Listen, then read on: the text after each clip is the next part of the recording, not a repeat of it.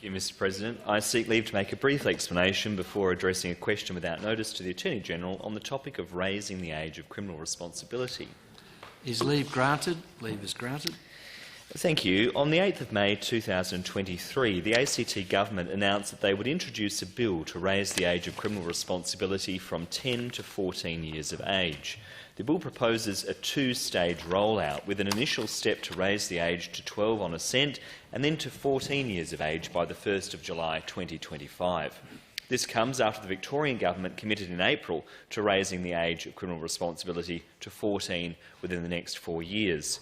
When the ACT Government announced their bill to raise the age of criminal responsibility, the attorney in that state told ABC News, and I quote, "This is a significant reform that recognises young people are not considered to have a full understanding of the implications of the activities they might be involved in. And there are responsibilities under the United Nations Convention of the Rights of the Child. There is clear medical evidence, and we think that young people should be supported, not criminalised." My question to the Attorney-General, therefore, is, does the Attorney share the views of his ACT counterpart that young people should be supported and not criminalised in our justice system? And what progress has the Attorney-General made towards raising the age of criminal responsibility in South Australia? When will this parliament get an update? Thank you, sir, and I'm happy to provide an update to this council and acknowledge that this is something that the honourable member has a significant interest in and has pursued it in motions and legislation since he came into this place, sir. I think I have outlined previously to this chamber that it is an issue that that all states and territories are looking at. That way back in November of 2021, under the former Attorney-General, the former member for Bragg in this parliament, in November 2021, Attorney-Generals from around the country supported work to develop a proposal and to see how it would look to raise the minimum age of criminal responsibility from 10 to 12, and importantly that work would look at having regard to any exemptions, timing and implementation requirements. In August of last year, sir, State and Territories Attorneys General agreed to reform a national working group to continue and further target looking at the work, particularly in relation to implementation requirements and what would come in the place of a criminal justice intervention.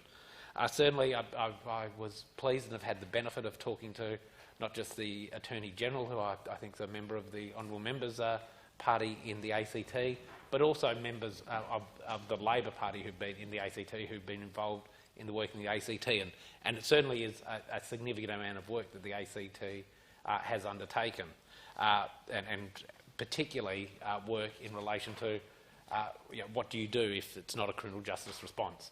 I think it's not just the case of raising the age in statute, which of course would be necessary to do, but also looking at the therapeutic and family supports that would come in its place, but also importantly, and this is I know what states are grappling with at the moment, is what role is there for the criminal justice system. So if you're raising the age of criminal responsibility, what role does the criminal justice, elements of the criminal justice system play?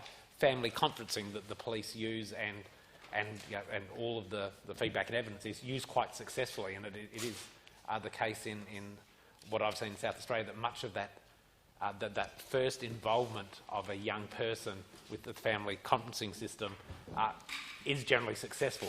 It's though the young people who are back a number of times that is where that more thorough work about the therapeutic or family supports needs to come in.